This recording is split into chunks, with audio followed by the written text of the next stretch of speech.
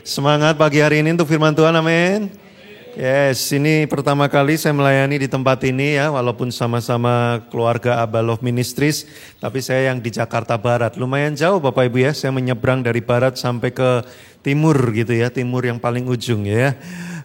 Perkenalkan, nama saya Joshua Iwan Wahyudi ya, banyak namanya, ada Joshua, ada Iwan, ada Wahyu, ada Yudi ya. Kadang orang suka salah kenalin saking banyak namanya, Joshua, Iwan, Yahudi gitu saudara. Padahal saya bukan orang Yahudi ya. Supaya saudara cepat ingat, panggil nama saya Iwan aja. Iwan artinya inilah pria menawan Bapak Ibu ya. Biar cepat ingat. Saya datang dengan istri dan anak saya, ini istri dan anak saya. Nah, anak saya... Anak saya ini ditunggu 14 tahun Bapak Ibu. Ganti dokter belasan kali, semua udah dicoba. Bayi tabung juga, gagal semua.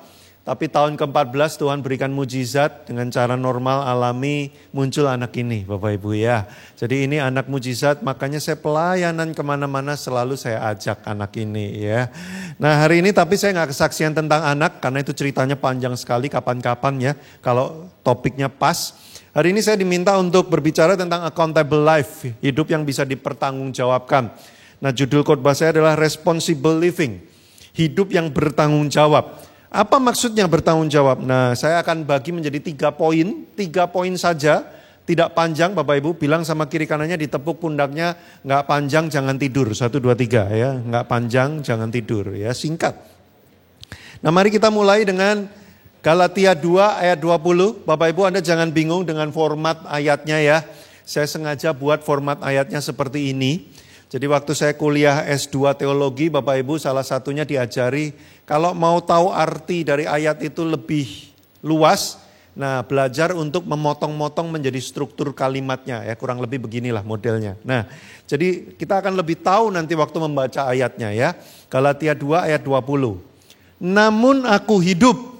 Ya, berarti ini untuk ayat untuk orang yang masih hidup. Namun aku hidup.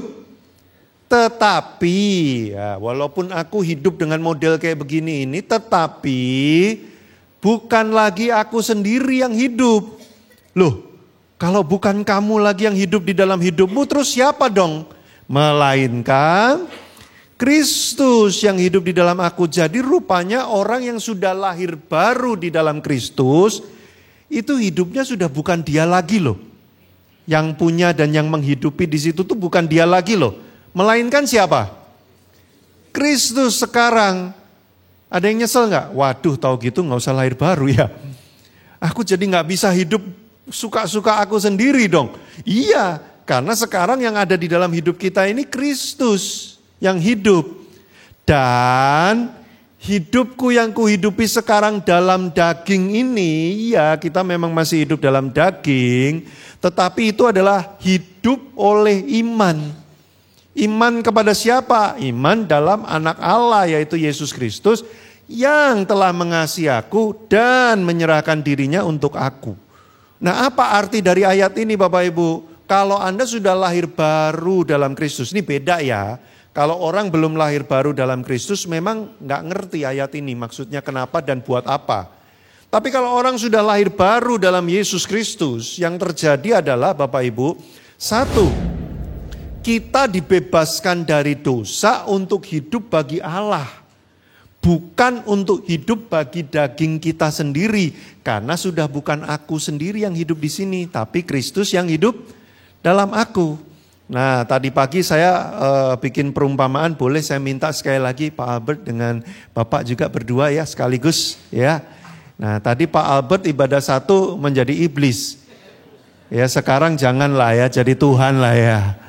Kasihan kalau jadi iblis 2 kali berturut-turut kan gitu ya. Nah jadi Bapak gak apa-apa lah ya Pak ya jadi iblis ya, karena bajunya pas hitam-hitam ya. Jadi minggu depan jangan pakai hitam-hitam Pak ya, pakai putih-putih supaya nanti perumpamaan minggu depan bukan iblis lagi. Ya Tuhannya sebelah sini Pak ya. Nah Bapak Ibu, saya sebagai manusia dikuasai oleh dosa ya kan, dikuasai oleh dosa. Waduh ya. Jangan ditafsirkan yang lain-lainnya Bapak Ibu ya. Tafsirkan secukupnya sesuai konteks ya Bapak Ibu ya. Memang ini agak hawanya gimana gitu ya. Nah Dikuasai oleh dosa. Aduh, anak saya sampai ketawa dia ya. Hamba dosa, kan Alkitab bilang gitu ya. Hamba dosa, bapaknya siapa? Iblis kan gitu kan ya di Alkitab ya. Nah, tapi Tuhan kan menebus kita. Pak, tolong saya ditebus Pak dari dosa Pak ya. Ini iblisnya tolong dikalahkan dulu Pak ya. Iblisnya dikalahkan dulu ya. Berarti kan saya ditebus Bapak Ibu ya kan. Dibeli. Kalau dalam bahasa Alkitabnya itu dulu budak dosa, sekarang dibeli.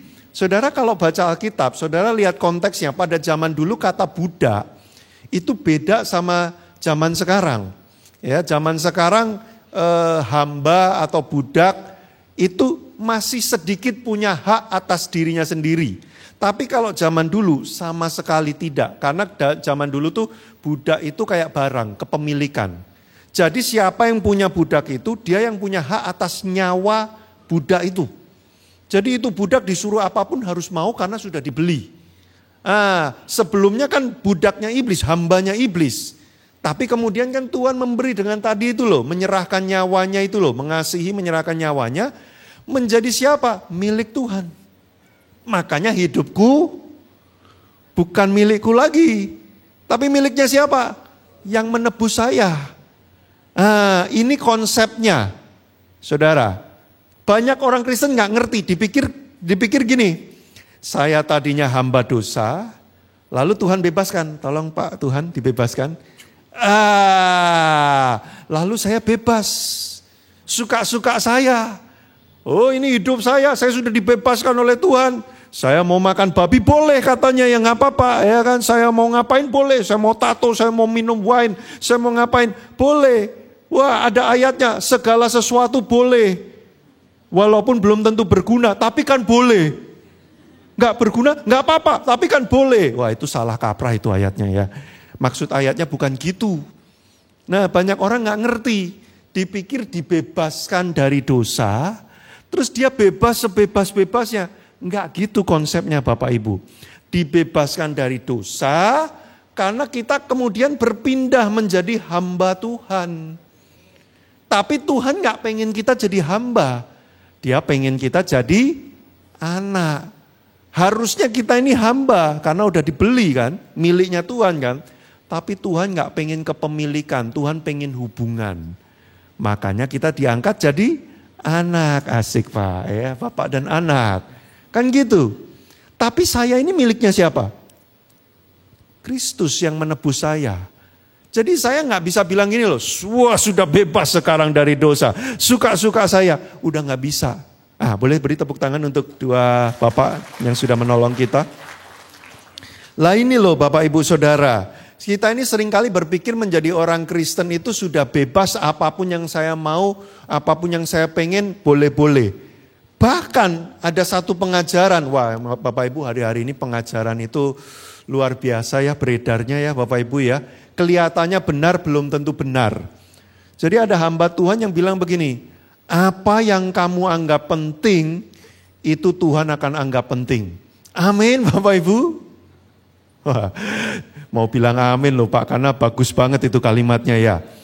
Apa yang kamu anggap penting, Tuhan anggap penting juga. Berarti kalau aku menganggap penting mengejar harta, Tuhan juga menganggap penting. Berarti kalau aku menganggap penting rumahku, Tuhan juga anggap penting. Apakah begitu? Oh, saudara kebalik. Apa yang kamu anggap penting, belum tentu penting bagi Tuhan. Makanya kita harus tahu apa yang dianggap penting bagi Tuhan, lalu kita hidup menganggap itu penting juga. Tapi kan kadang banyak orang tuh pusatnya siapa? Diri sendiri. Aku maunya apa? Aku ini bebas, suka-suka aku. Tuhan mendukung aku. Belum tentu loh Bapak Ibu. Tuhan tidak mendukung sesuatu yang memang bagi Tuhan itu gak penting. Itu gak membawa kita jadi lebih benar. Nah kekristenan hari-hari ini tuh mengerikan loh Bapak Ibu. Kenapa? Karena kekristenan hari-hari ini pengajarannya banyak yang menyeret orang kepada diri sendiri. Lalu Tuhan itu kayak supporternya, semangat, aku dukung, aku berkati kamu, aku beri kamu yang kamu mau. Makanya kan ada pengajaran-pengajaran kan gitu ya. Mintalah apa saja. maka Tuhan akan memberikan. Udah baca ayatnya, konteksnya apa itu? Itu konteksnya demi penginjilan. Kalau demi penginjilan, mintalah apa aja Tuhan akan kasih. Tapi kalau konteksnya bukan penginjilan, tunggu dulu. Saudara, berat ya? Saya kalau khotbah berat gak sih Bapak Ibu? Anda kok langsung tegang banget gitu ya suasananya? Loh saudara, saya penting menyampaikan ini karena banyak pengajaran-pengajaran itu yang menyimpang tidak sesuai konteks Alkitabnya loh. Hanya karena bagus kayaknya, wah buat saya, terus kita amin. Nah, itu bahaya. Nah kembali lagi kepada poin 1 Bapak Ibu. Bebas tanpa hukum itu namanya kacau. Kacau ujungnya apa? Rusak. Saudara, saya kasih contoh. Main drum ada hukumnya enggak? Ya, wah tadi pagi saya minta tolong Kak Berinya enggak ada ya. Ya udah saya sendirilah sekarang ya. Nah, saudara main drum, wah bebas ya kan? Ini mirip kayak anak saya kalau main drum. Dia suka main drum, saya beliin drum-druman kecil gitu ya. Wah dia kalau main, wah. Coba saudara nyanyi, ayo dari terbit matahari. Nah, saya iringin. 1, 2, 3.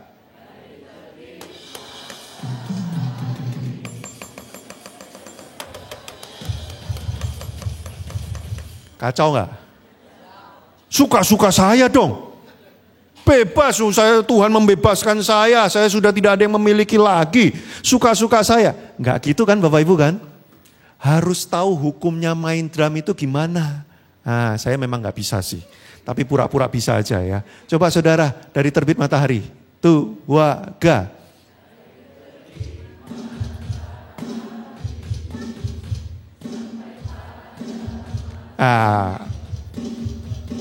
Kan asik ya. Gara-gara apa? Karena saya tinggal dalam hukum. Jadi bebas nyanyinya asik. Tapi kalau saya nggak tinggal dalam hukum, namanya kekacauan Bapak Ibu. Nah banyak orang Kristen berpikir bebas itu sesuka hati, bukan.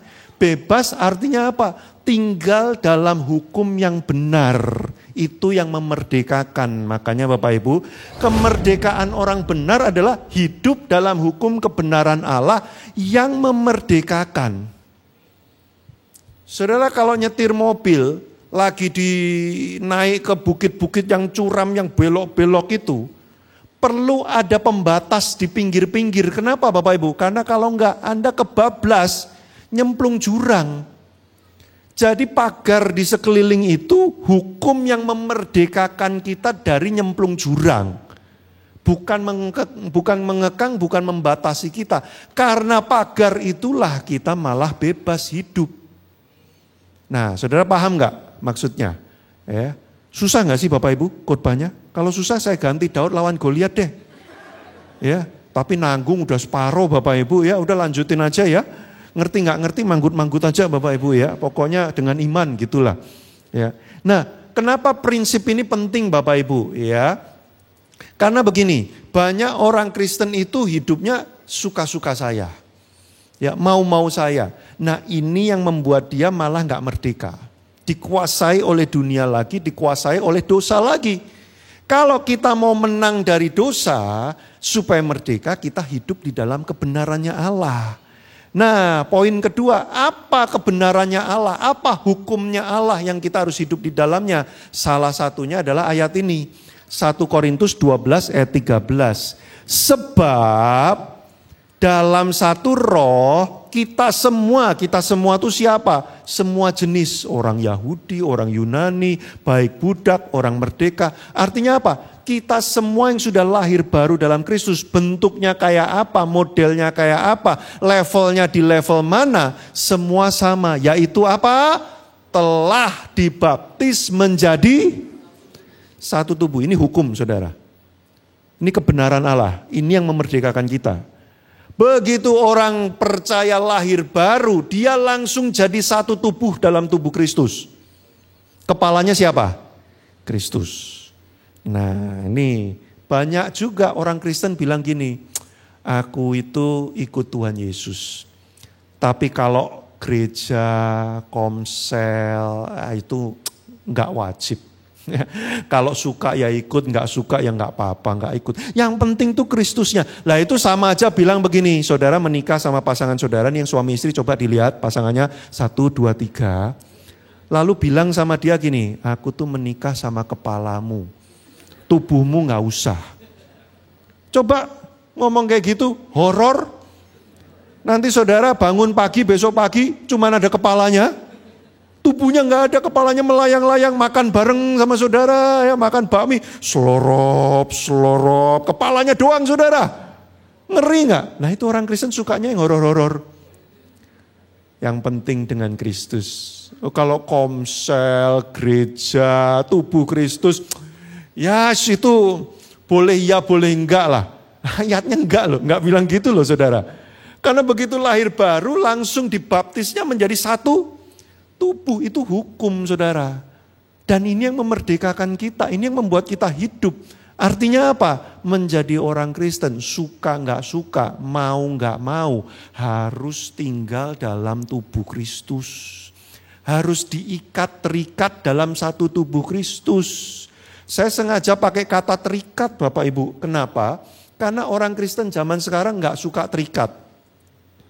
Hidup orang percaya adalah kehidupan yang terikat dalam tubuh Kristus.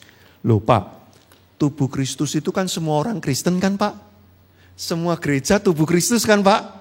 Berarti kalau hari Minggu aku ke Abalof Cakung, minggu depan aku ke PIP gereja tertentu, minggu depan ke J PIP gereja tertentu, minggu depan ke G PIP gereja tertentu, ya kan?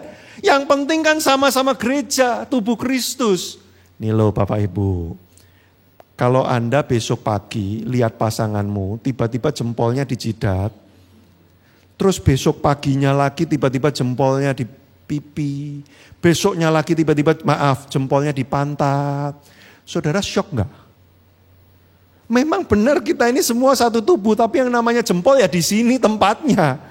Jempol tangannya di sini tempatnya, nggak pindah-pindah. Besok ada di jidat, besok aja di pantat, besok aja di telapak kaki. Ya enggak saudara. Memang, wah aku bukan Abalof Cakung, aku yang lain aja. Enggak apa-apa loh.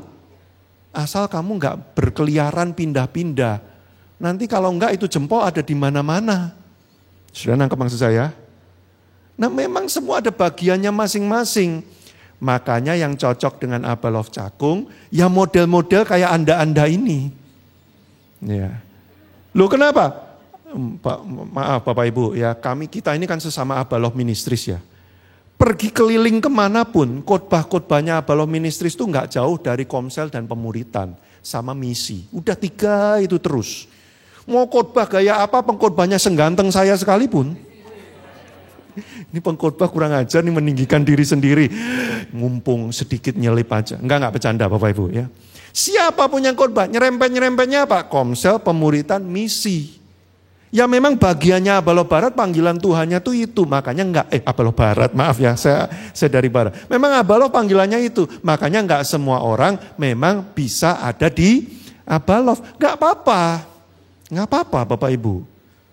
Tetapi jangan sampai kita tuh pindah-pindah lari-lari ke sana kemari dengan alasan yang penting kan Tuhannya tetap Yesus. Iya kepalanya masih satu, tapi jempol ya enggak 50 lah. Enggak di semua tempat. Saudara nangkep enggak maksud saya sekarang? Nah balik lagi, terikat. Apalagi kalau ada yang sangat rohani banget. Aku hanya dengan Yesus saja udah tumbuh kok. Aku dekat, aku intim dengan Yesus. Makin dia ngomong gitu saya makin bertanya-tanya, kamu intim beneran enggak sama Tuhan Yesus? Kenapa? Kalau kamu dekat dan intim Tuhan Yesus selalu bilang begini, lewat tubuh. Pekerjaan Tuhan itu semua lewat tubuh. Loh saudara, setiap hari saudara bisa melakukan banyak hal, emang pakai kepala doang? Pakai kepala gitu. Kayak White Snake Legend itu loh, siluman ular putih yang bisa kepalanya nguing gitu. Kan enggak kan saudara. Kadang pakai tangan, kadang pakai kaki, organ tubuh dalam bekerja, aliran darah, jantung dan sebagainya. Semua tuh lewat tubuh. Memang perintahnya dari kepala. Jadi kalau ada orang yang rohani banget bilang begini ya, yang penting aku dan Yesus. Kamu dimuridkan siapa? Yesus Kristus langsung. Kalah udah yang lain semua udah ya. Kamu komselnya masih apa? Oh komsel saya itu ada 4. Saya Bapa, Putra, Roh Kudus. Wah, di mana 2 atau 3 berkumpul di situ Allah hadir, kami berempat. Allah sudah hadir di situ ya. Saya Bapa, Putra, Roh Kudus. Saya mau ikut boleh nggak? Nggak boleh, nggak level kamu. Kamu nanti merusak hadirat Allah di situ. Saudara, nangkep nggak sih? Kelihatannya kan rohani banget ya. Tapi kalau dicek di Alkitab, nggak alkitabiah, nggak rohani itu. Tuhan itu nggak mau cuman kepala doang, dia pakai tubuhnya. Makanya konsepnya tubuh. Bapak Ibu, makanya saya kembali gini loh. Memang komsel itu ribet. Iya.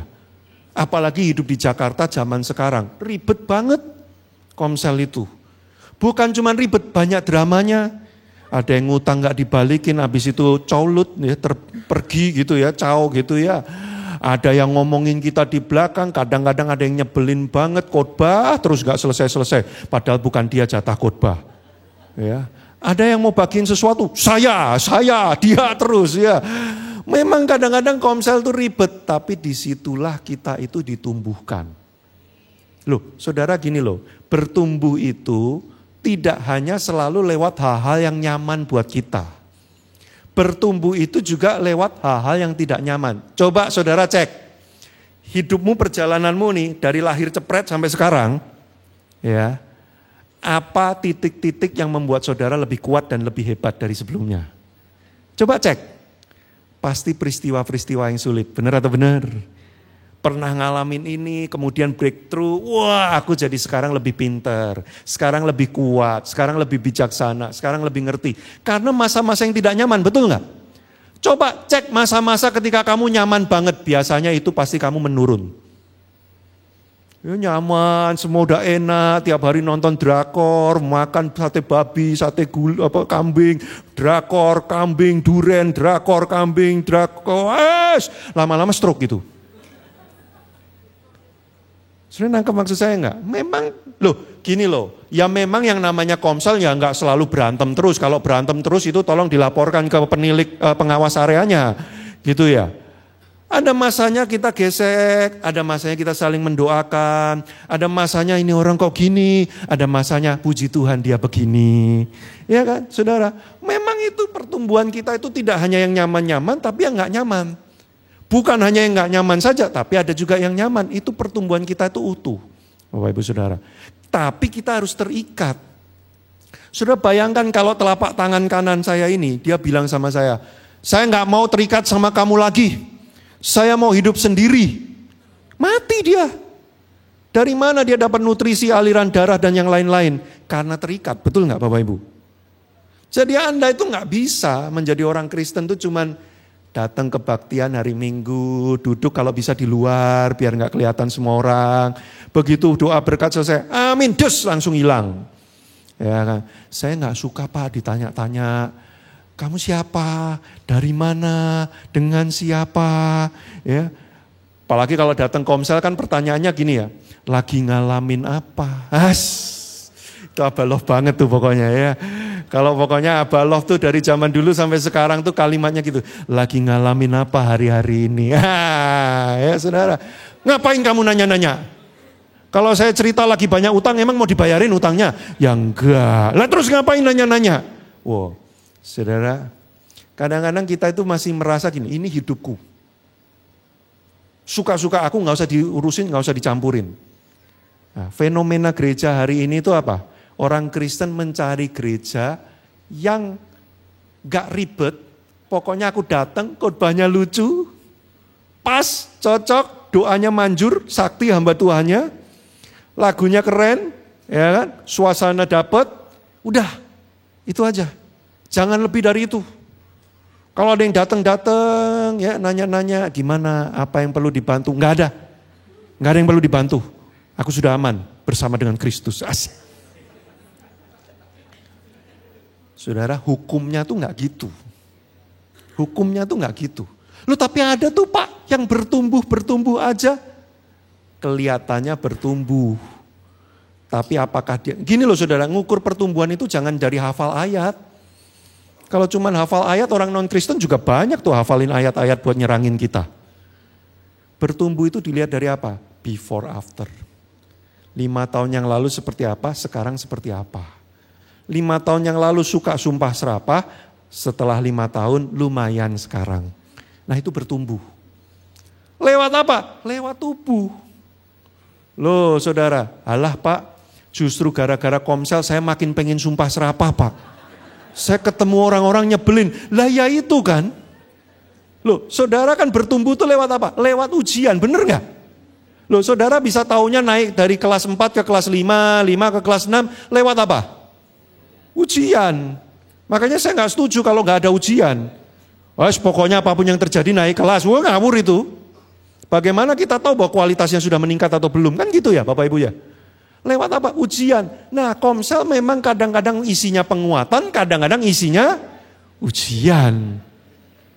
Makanya jangan pindah Komsel hanya gara-gara ada orang yang nyebelin. Kemanapun kau pergi selalu ada yang nyebelin. Bahkan kamu juga bisa nyebelin bagi orang lain. Nah kalau kamu pindah-pindah kamu nyebelin bagi banyak orang. Lah itu loh saudara. Lah ini realita kok, udahlah gak usah ditutup-tutupi, inilah Komsel. Tapi ini juga yang diinginkan Tuhan untuk menumbuhkan kita. Loh saudara, saya belajar menjadi dewasa tuh gara-gara apa? Gara-gara di dalam gereja loh. Lihat ketemu orang yang beda, ini orang kok dominan banget. Tiap kali meeting dia yang ngomong terus, Tiap kali kami usul, enggak jangan gitu. Aduh kesel banget deh, bikin gereja sendiri aja deh kamu. Ya kami tak bikin gereja sendiri gitu kan, kesel ya rasanya ya Bapak Ibu ya.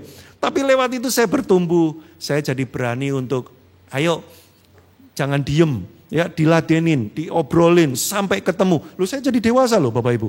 Saya bertumbuh, lewat apa? Lewat orang-orang yang kelihatannya sulit. Yang harus diubah bukan orang sulitnya, yang harus diubah siapa? Saya. Kadang-kadang kita berdoa, ya Tuhan, ubahkanlah dia. Ya, sentuh hatinya. Jika tidak bisa kirim kutuk baginya. Sama pasangan kan sering gitu ya. Dulu saya juga gitu Bapak Ibu, makanya saya kurus kering begini. Saya sama pasangan tuh dulu gitu, Tuhan dia nih gak nyadar apa ya. Dia nih nyebelin banget, dia nih gak bener. Tuhan sadarkan dia. Saya tunggu 2 tahun, 3 tahun, 4 tahun. Kok gak sadar-sadar, Tuhan ini dengar doa saya apa enggak sih? Loh kita pikir seringkali yang harus diubah orang lain. Padahal Tuhan tertariknya mengubah siapa? Kita. Karena kalau hati kita berubah, orang itu gak berubah, gak masalah lagi. Karena kitanya sudah berubah. Loh saudara, saya jujur saya pernah keluar dari Abalof tahun 2013. Balik lagi tahun 2014. Kenapa? Kok cuma setahun doang? Karena setelah keliling-keliling setahun, saya menemukan mirip-mirip. Mau di mana-mana kurang lebih masalahnya ya itu-itu aja. Orang aneh, ya udah itu-itu aja. Nah, memang begitu. Wah, kemudian saya berdoa bergumul sama Tuhan. Tuhan banyak mengajar saya. Saya berubah. Setelah saya berubah, jadi gak masalah loh saudara. Ketemu orangnya ya tetap gitu, tiap kali meeting ya tetap enggak. Dulu saya kurang ajar ini orang. Sekarang saya udah lebih tenang, santai, gak masalah. Dia sudah berubah belum? Belum. Saya diubah oleh Tuhan. Gara-gara dia. Nah, itu kekuatan tubuh Bapak Ibu Saudara. Tapi orang Kristen gak suka yang gitu-gitu. Orang Kristen tuh sukanya yang enak-enak, yang nyaman-nyaman. Ya, dalam nama Yesus. Dalam nama Yesus. Udah kayak mantra itu. Ya, dalam nama Yesus uang bermultiplikasi. Pabrik bermultiplikasi. Harta orang fasik datang ke dalam rekening saya. Oh saya klaim, emang asuransi ngeklaim.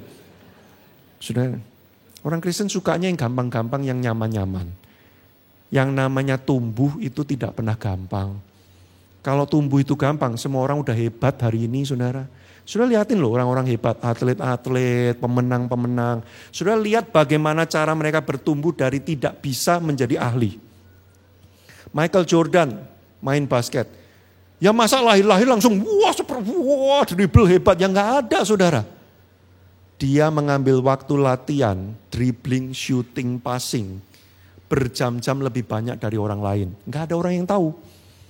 Orang udah pulang latihan, dia nambah 3 jam. Cuman buat apa? Dribble, passing, shooting. Tiap hari bertahun-tahun. Bertumbuh gak mudah, gak ada yang mudah saudara pertumbuhan itu. Memang harus dipergumulkan, diperjuangkan. Begitu pula dalam tubuh Kristus. Jangan dikit-dikit live group WA lah. Ya, apa dikit live group WA, nanti masuk lagi, live lagi, masuk lagi, sampai lama-lama jebol WA-nya. Keluar masuk. Sudah belajar untuk bergumul dalam tubuh Kristus. Ketemu orang beda personalitinya, orang belum dewasa, belajar. Karena itulah hidup orang percaya. Hukumnya memang ada terikat dalam tubuh Kristus. Nih makanya Bapak Ibu ya, akuntabilitas kita, pertanggungjawaban kita bukan pada gereja sebenarnya. Tetapi kepada siapa? Kepala. Karena kepala pengennya gitu. Makanya akuntabilitas kita ini bukan karena program. Oh, karena disuruh komsel ya udah ikut komsel. Bukan, karena kita ngerti ini prinsip hukum kebenaran supaya saya bertumbuh harus seperti ini. Enggak ada yang nyuruh saya komsel, ya saya tetap komsel. Enggak ada yang nyuruh untuk dimuridkan, ya saya tetap cari siapa yang mau muridin saya dan siapa yang saya mau muridin. Karena itu hukum Bapak Ibu Saudara. Ya. Nah, makanya gini, anggota tubuh akan bebas dari kematian dan menerima hidup kalau dia masih terikat dalam tubuh. Betul nggak? Kapan anggota tubuh kita mati? Kalau dia udah nggak connect sama tubuh lagi. Dia udah nggak terikat dengan tubuh lagi. Makanya Bapak Ibu jangan keluar dari tubuh Kristus. Sesakit apapun pengalaman traumatis, saudara lihat saya lah kurang menderita apa saya. Tongkrongan udah kayak gini. Saya itu bertobat tahun 94. Hari ini, tahun ini tuh 31 tahun Bapak Ibu. Jadi orang Kristen udah 31 tahun. Udah lihat segala macam sepak terjang orang Kristen. Pendeta, pelayan Tuhan, termasuk saya pelaku juga pernah. Memang bisa trauma. Bergereja tuh bisa trauma. Alah sok suci, alah munafik. Gayanya kalau lagi khotbah, alah. Iya memang. Tapi kita pun juga bisa gitu. Justru dalam ketidaksempurnaan itu Tuhan menumbuhkan kita. Loh Bapak Ibu, dahsyatnya kasih karunia Tuhan itu apa? Kita orang-orang yang punya kelemahan tapi Tuhan pakai. Untuk saling membangun satu sama lain. Itulah tubuh Kristus karena kepala. Nah, bilang sama kiri kanannya, tepuk pundaknya sampai ada suaranya plek. Lalu bilang begini, jangan gampang keluar, 1, 2, 3. Sampai ada suaranya plek gitu ya. Plek, jangan gampang keluar. Ya. Terus diplek lagi, kalau keluar ajak-ajak. Jangan. Terakhir ya. Ayat terakhir. Saudara, apa ayat favorit orang Kristen? Ayat terakhir. Karena habis itu udah gak ada ayat lagi. Roma 15 ayat 1 sampai 2. Gimana Pak cara bergumul dalam tubuh Kristus itu apa yang harus kita lakukan? Poin 1, hukum Tuhan itu yang memerdekakan kita. Poin 2, salah satu hukumnya orang percaya tinggal dalam tubuh. Poin ketiga, gimana bergumul dalam tubuh Kristus? Ini ayatnya. Kita, siapa nih kita? Yang kuat. Jadi kalau saudara ngerasa rohani, saudara ngerasa lebih rohani dari orang lain. Nah ini. Kan kadang ada ya orang datang ke gereja gitu ya, merasa lebih hebat, merasa lebih rohani. Khotbah cetek banget cuman gitu. Itu ayat harusnya bisa lebih dalam lagi. Oh berarti dia kan lebih rohani ya, lebih hebat ya. Datang ke komsel gitu. Duh ini orang-orang ini kalau di surga itu mungkin cuman pelataran-pelataran ini. Kalau saya ini udah masuk ke ruang Maha Kudus ini. Ya ini aduh kerohaniannya rendah sekali gitu ya. Wah berarti kan yang kuat gitu ya. Ini orang-orang ini kok gak sabar sih, aku nih loh sabar. Lah ya ini berarti. Nah wah kalau gitu habis ini datang komsel jangan merasa yang kuat ya, yang lemah. Loh banyak soalnya orang datang ke komsel, ke gereja gitu ya. Merasa lebih rohani, lebih hebat. Lah yang kuat wajib menanggung kelemahan yang tidak kuat. Itu dalam tubuh Kristus. Jadi kalau kamu merasa dirimu ini sabar, bagus. Berarti kamu menanggung kelemahan orang-orang yang memang gak sabar. Makanya kamu ditempatkan di situ. Supaya gak sabar ini jadi lebih sabar. Bukannya kamu yang malah jadi gak sabar. Sudah nangkep gak? Ya. Lah terus gimana kalau aku yang lemah? Ya kan gitu kan. Jangan mencari kesenangan kita sendiri. Setiap orang, nah sekarang setiap orang nih, bukan cuma yang kuat nih. Setiap orang nih sekarang. Di antara kita harus mencari kesenangan sesama kita demi kebaikannya. Tujuannya apa? Untuk membangunnya. Jadi siapapun di antara kita, jangan cari enak sendiri. Jangan cari nyaman sendiri. Tapi kita harus mikir supaya orang ini bertumbuh, gimana caranya ya. Kan kita seringnya gini ya, ini saya juga sering nih. Kalau aku ini orangnya gak bisa yang gitu-gitu. Ya, pokoknya orang gak mau, aku langsung tendang aja, pecat aja keluar. Itu kalau aku. Tapi ayat ini bilang, bukan kamu. Kamu harus cari gimana caranya buat orang model kayak gini supaya dia bertumbuh.